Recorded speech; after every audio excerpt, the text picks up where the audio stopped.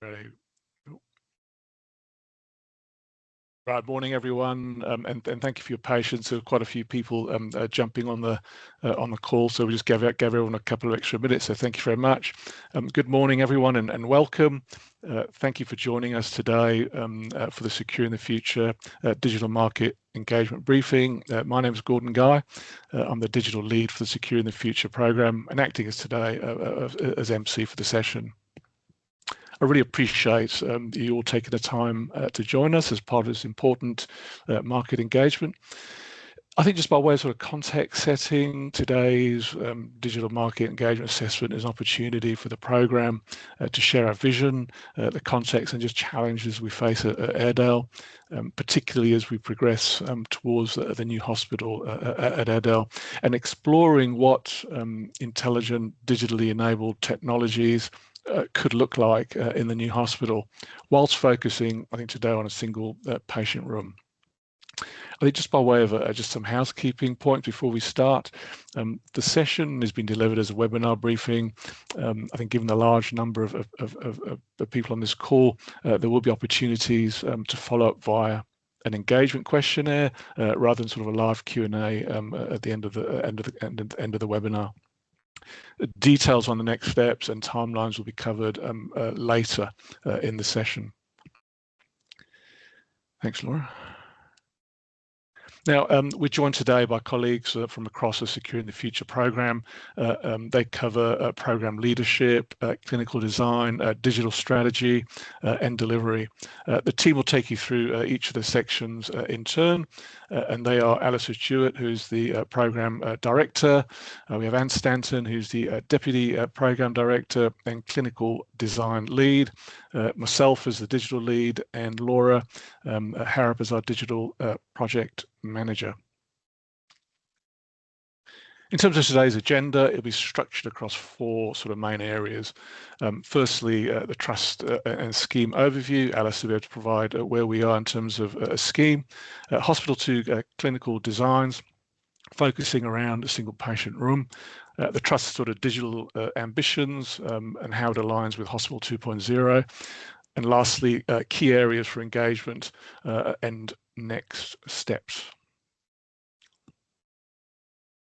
And just in terms of the objectives of this session today, before we go into the presentations, I'd just like to briefly outline why we set up this session and what we hope to achieve.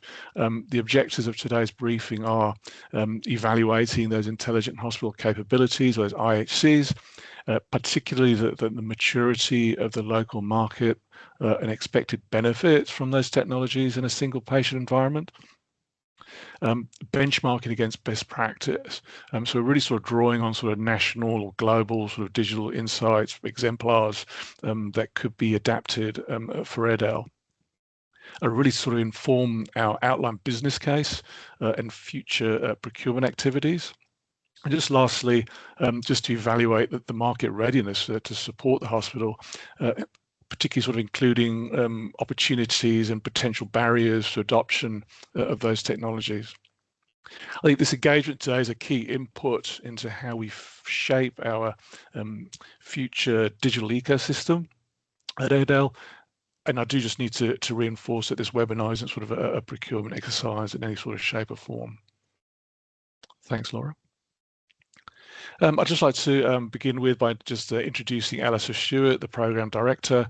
Alistair will set the scene by providing a bit of a trust and scheme overview, including the context for the new hospital program, challenges of our current estate, and where we are on the journey towards a new hospital for Airedale. So over to you, Alistair. Thank you.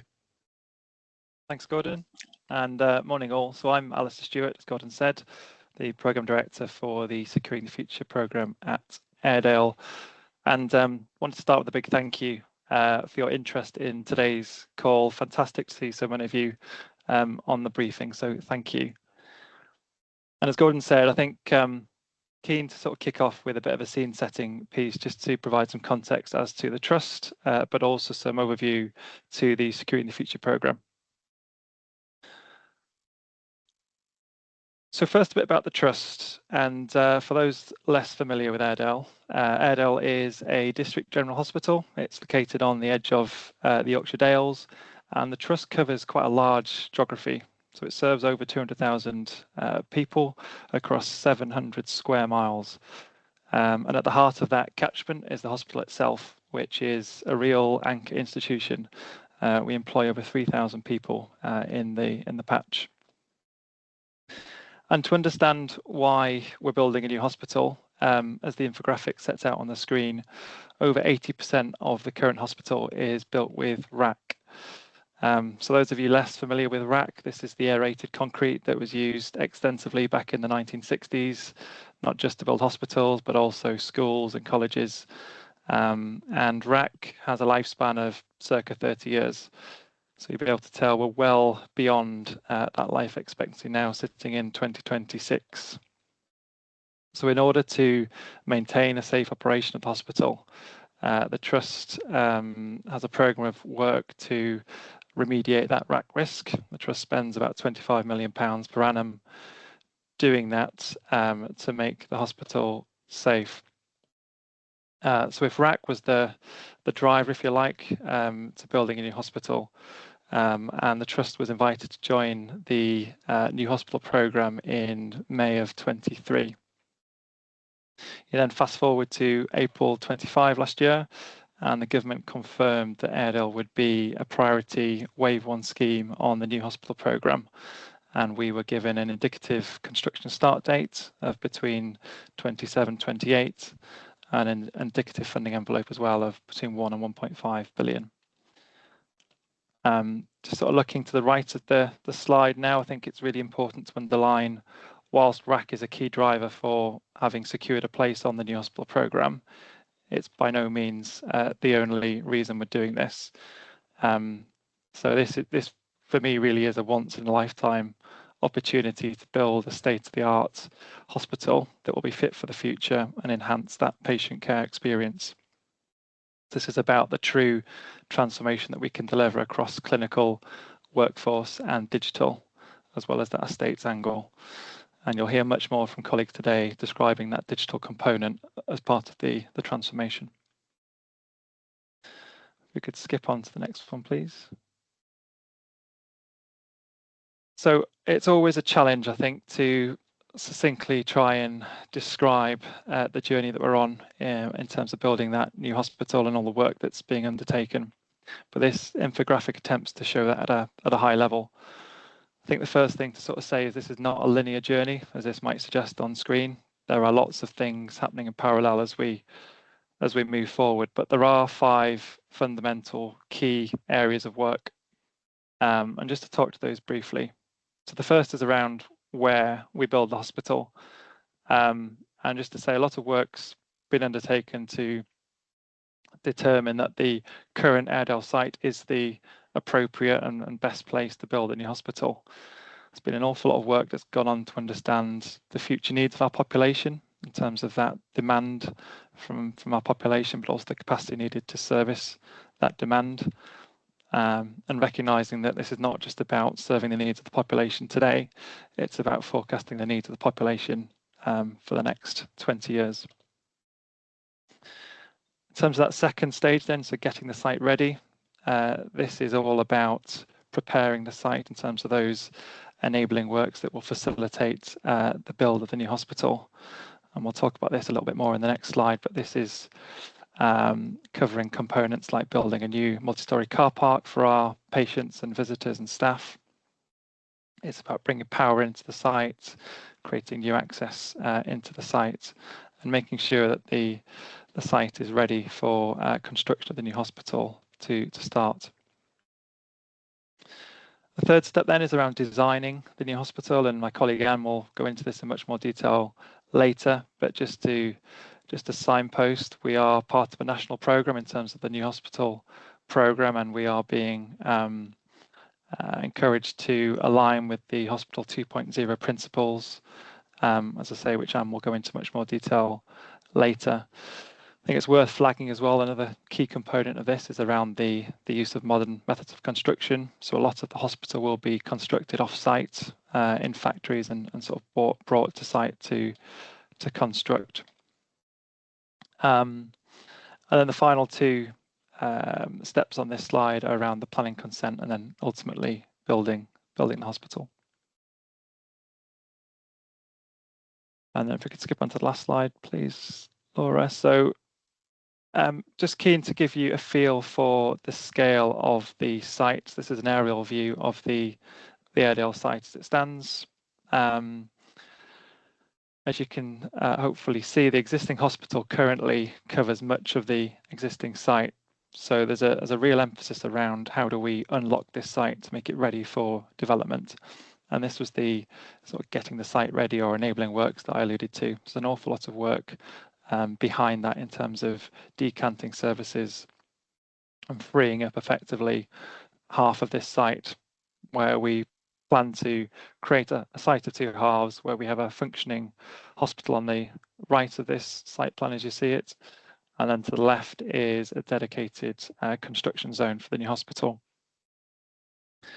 Just to get your bearings on this site plan, so at the south of the image you've got Skipton Road there with a new access road into the site. This is really important to facilitate initially construction vehicles into the site, but also to allow us to build our new multi-storey car park and an energy centre. And then the two large swathes in the middle of the site sort of indicate where the new hospital will be located.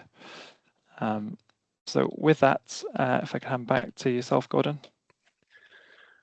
Thank you, Alistair, and thanks for that update. So our next section focuses on Hospital 2.0 and what this means from a clinical design perspective. I'll hand over to Anne Stanton, Deputy Program Director and Clinical Lead, Design Lead for the program. Anne will talk us through the Hospital 2.0 design principles, how standardization supports safety and efficiency, and what this means in practical terms from a clinical perspective in that new hospital environment. So over to you, Anne. Thank you, Gordon, and good morning. I'd like to echo Alistair's thanks. It really is a pleasure to have the opportunity to present our scheme to you today.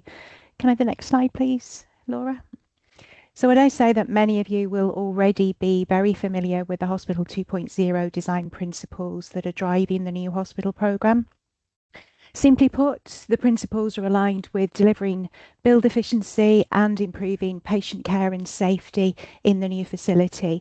And in the main, they rely on the safe deployment of aligned digital technology and innovation. Hospital 2.0, as I've said, is a standardised approach to designing and delivering new hospitals, new NHS hospitals at scale and at speed. And to do that, it uses repeatable standard design templates and departmental layouts that ultimately will reduce variation and reduce build and clinical risk. The NHP standard designs are extensively tested with clinical input, and as we progress through our own design phase, we will further stress test those standard templates and ensure that they are fit for purpose as far as the Airedale population and healthcare community is required. The standard approach allows us to deliver consistency of design, but also consistency of approach, which ultimately will help staff work confidently across clinical settings. Next slide, please, Laura. So from a clinical design principle perspective, Hospital 2.0 helps us to focus on simplifying patient flows, and they do that through a clear sort of design layout and a clear logic of adjacencies. Ultimately, if we deliver logical clinical adjacencies that are aligned with patient safety and efficiency, we can reduce travel times between wards, diagnostics and theatres, and deliver real efficiency into our patient pathway and our patient journey. You'll be aware that the new hospitals will deliver 100% single inpatient rooms. And whilst there's still a degree of controversy around the 100% single inpatient room delivery, there is clear evidence that indicates it improves infection prevention and also improves sort of patient safety and improves patient dignity and privacy within the healthcare environment. We also improve our safety through sort of the standard room design. We same hand each of those rooms so that we can improve sort of placement of equipment and staff awareness of equipment placement in those rooms. And we also deliver through sort of these standard design principles staff efficiency. In effect, that is through similar designs of inpatient wards with improved central hubs and significantly improved visibility both into patient rooms for staff and out of patient rooms for our patients. Next slide, please, Laura. So what does this mean in practice for our clinical teams as they go about their day-to-day work in our new hospitals? As you said, wards are designed around standard room types and central staff bases, and they will be repeated across the hospital. So if for any reason we need to move our staff across those different wards, they will go into a familiar environment. The rooms will be exactly the same. The layout of the ward and the department will be exactly the same. They will be familiar with the layout, which puts them on the front foot if we have to move them around. Our emergency departments, diagnostics and theatres are positioned within the massing and stacking of the building to support sort of access and efficiency. So there'll be speed of transfer between those key departments, emergency department to diagnostics, emergency department to theatre, will improve the movement of patients through our hospital in general. So delivering sort of faster care, more efficient care and safer care through appropriate clinical adjacencies. Our outpatient departments will be designed for high volume sort of throughput. They'll be efficient and they will be sort of aligned to the patient pathways. So we will reduce down duplication, we'll reduce down travel time, we'll improve wayfinding in those departments for that high volume of patients. We'll support our teams to work together in a multidisciplinary way, and that will be through shared clinical and shared support space. But we will support our clinicians through interlinking their communication digitally. So they will not only communicate face to face, but ideally they will communicate through digital channels as well. So ultimately, this means we will deliver digitally enabled care, and that will be built in from the start of our design process, and we will have a mind to flexibility and future adaptation of this building. This building will last us a lifetime, not just a generation.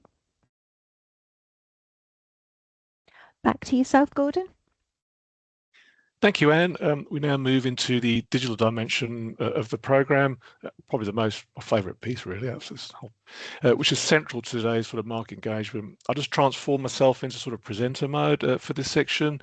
So I'm Gordon Guy, the digital lead for the programme. I'll be covering Airedale's digital ambitions and challenges, specifically focusing on our vision for digital and data, how this aligns with the new hospital programme, and how concepts such as that Hospital 2.0, intelligent systems and digital by design thinking have to sort of integrate and all come together. Thanks, Laura. Great. So the new hospital program is moving from that sort of hospital-centric care model to a more sort of digitally enabled, integrated systems environment. It is a slightly busy slide, but NHP sort of focus is sort of more on empowered sort of patients, Anne spoke about, RTLS, finding a way around the hospital and different sites, enabling our staff to do their job sort of effectively, efficiently, interoperable systems that integrate with one another, and specifically also smart buildings, and the systems and applications that support those key focus areas. As Anne mentioned, this is a once-in-a-generation opportunity to design a digital and physical construct together from day one, where we're looking across, estates, clinical and operational settings. Thanks, Laura. So digital by design. So, but what do I mean by this? What I mean is that we're looking. This is what we are looking for from vendors specifically. Digital is going to be foundational to Airedale.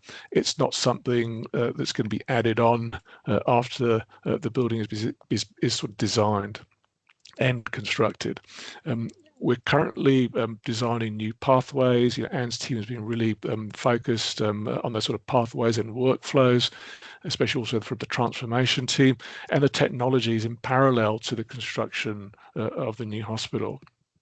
I would say my priority is particularly that sort of interoperability, scalability, and just long-term value of technologies that are going into those sort of single room environments.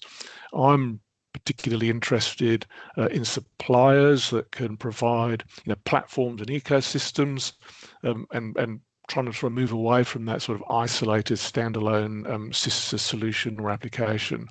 Now, this may mean vendors may be collaborating with other similar like-minded vendors to achieve that, as we've seen in sort of other hospitals in the UK and Europe. But yes, we're trying to move away from just sort of those sort of standalone solutions as well. Thanks, Laura. Hospital 2.0's value, and I mentioned this in the previous slide, it really comes from integration across patients, staff, systems, and buildings, and we move away from those sort of isolated standalone systems and application layers. As we know, a lack or sort of poorly integrated components really sort of reduce the operational, clinical effectiveness and benefits of a hospital. So we want to try and move more towards an integration layer. So we really want to understand from this session how suppliers integrate and enable whole system development. Now, this slide just represents some of the intelligent hospital capabilities, IHCs I mentioned earlier, that could fit into a new hospital, be that within the patient rooms, clinical.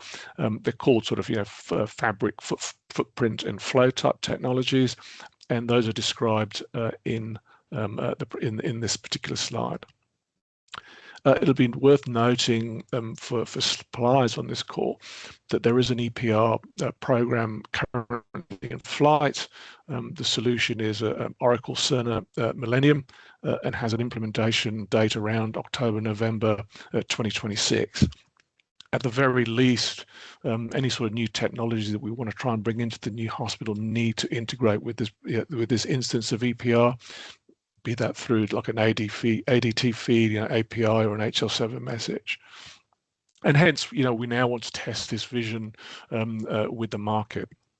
The focus on our side is on that sort of real clinical and operational challenges that we're facing in that sort of single patient room that hasn't been done in this sort of type of Hospital 2.0 design before. And so this engagement is about what is possible and scalable in practice well into the future. Thanks, Laura. Great. So thanks, Laura. So, so to conclude sort of these presentations, I want to introduce Laura Harrop. She's our digital project manager. Laura will walk us through the key areas of engagement, including the sort of the challenges we're asking the market to respond to, particularly around the single patient rooms, and will outline the next steps, engagement questionnaire, and timelines. Over to you, Laura. Thanks, Gordon. Hi, yes, Laura Harrop. I'm working on the digital design for the new hospital at Airedale, working alongside Gordon, and Alistair. So We've spoken a lot around the Hospital 2.0 design, and Anne mentioned the introduction of the 100% single patient rooms. This is probably one of the key areas of challenge for our staff. It introduces new ways of working, and although we know there are multiple benefits to introducing single patient rooms, there are also some areas that we need to look to support our staff, and we're looking at where digital can provide that support. So this slide here just outlines some of those areas where we see staff and patients facing those challenges and areas that we'd like to address. So for example, if I take loss of line of sight, we're moving away from what is traditionally for 6-bed ward, where clinical staff might have view over multiple patients at once, to potentially only being able to see one patient at a time through a glass wall. We want to understand how digital can support those staff to feel more comfortable in their approach to care, to be able to identify potentially where patients are deteriorating, where there's been emergencies.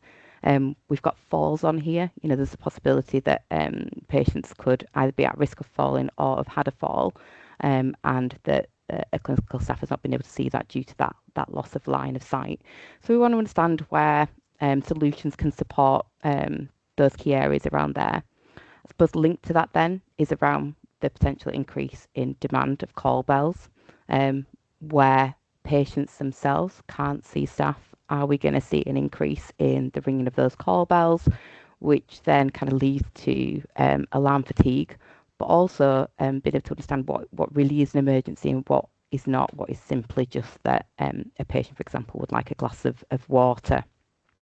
So that links then back into kind of that response time of being able to really escalate where there are potential emergencies, and also being able to prioritise that work within peak times of the day. If we're starting to think about the impact on our patients, there is a real risk around isolation and loneliness for our patients, particularly because we're potentially moving away from that social aspect. Although we can start to build in some of those areas for socialisation, it is a different approach to what we've traditionally seen within the ward. So we want to understand how we can help patients move through that from a digital point of view. And then as part of that, it might be as well them taking part in their own care and looking at where we can introduce different ways, maybe through things like digital therapeutics to help patients start to take ownership of their care. Finally, then there's things around patient flow and looking at how we make transitions. The Hospital 2.0 design massively improved patient flow and how we move within adjacencies.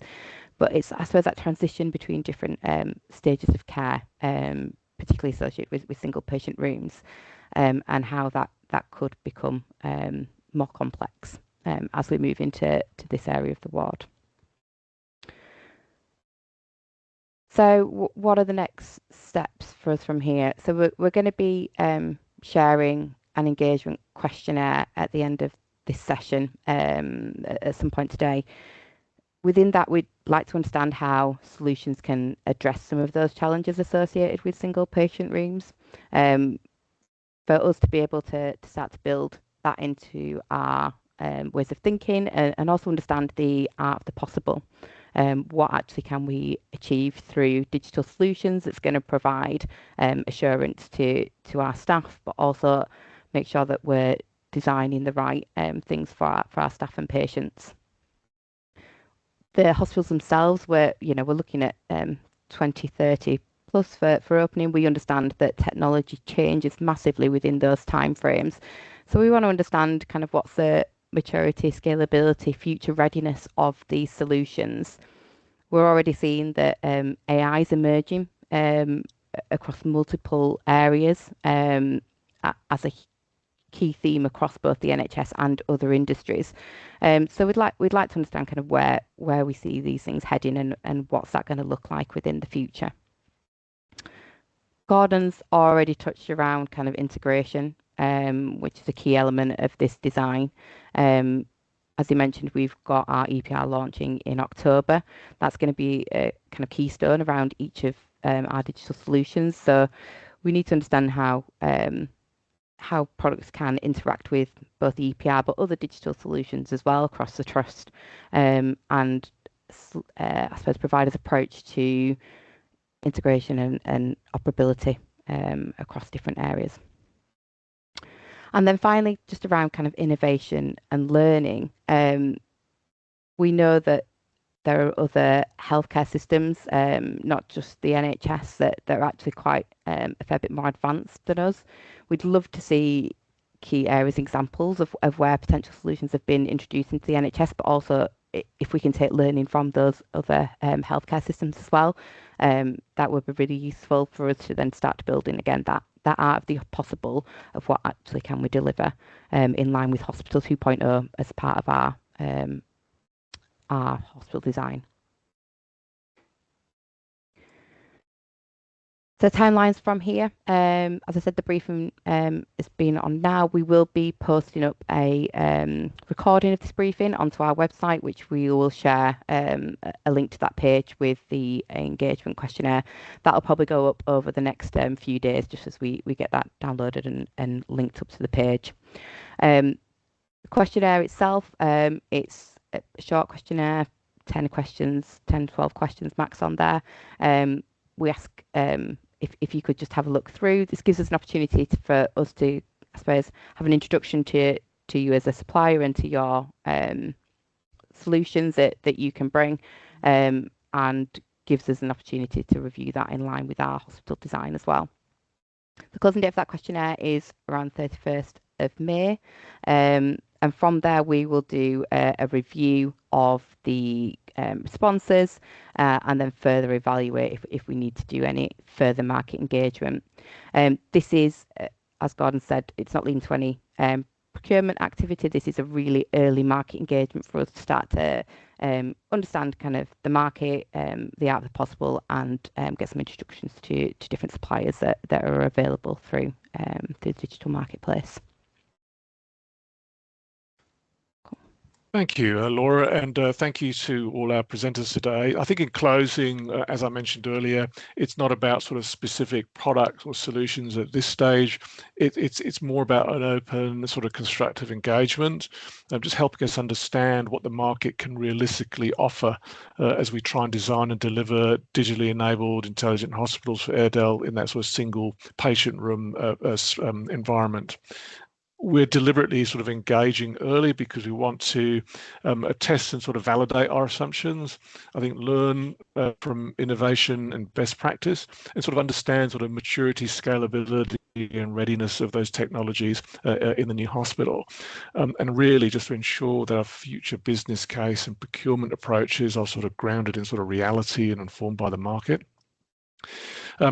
As I mentioned earlier, I'm particularly interested in that sort of ecosystem thinking, how technologies, data, clinical workflows, smart buildings all sort of come together to support sort of different services rather than those sort of standalone solutions in that single patient room context. I think following today's session, as Laura mentioned, you'll be invited to complete that engagement questionnaire. It'll just allow you to respond in a bit more detail to the challenges we've set out, especially those technologies in that sort of single patient room and adoptions at scale. I think this questionnaire will just ask you to sort of consider, how your solution addresses those specific challenges, maturity, future readiness, future roadmaps, implementation and adoption approaches, and innovation, learning, and evidence of sort of impact in other NHS sites. Laura mentioned the timeline, so yes, we'll send out the questionnaire very shortly following this webinar, with a closing date at the end of May for those responses. We'll then review those submissions in June, with decisions on future engagement in July. I think finally, I just want to say a genuine thank you on behalf of the programme to everyone who's joined today. We recognise the time to end the sessions like this, and we truly do value the insight and experience that you can bring from the supplier community to the population in West Yorkshire. your input will play an important role in shaping our digital strategy, certainly feed into our sort of outline business case, and ultimately how we deliver a hospital that is safe, sustainable, digitally enabled and fit for the future. We look forward to your responses and to share both what is possible today and what could be achieved as technology and partnerships evolve well into the future. Thank you again for your engagement, your interest in the Securing the Future program, and for supporting Airedale on its journey towards a new hospital. That brings today's session to a close. So thank you very much and goodbye, everyone. Thank you.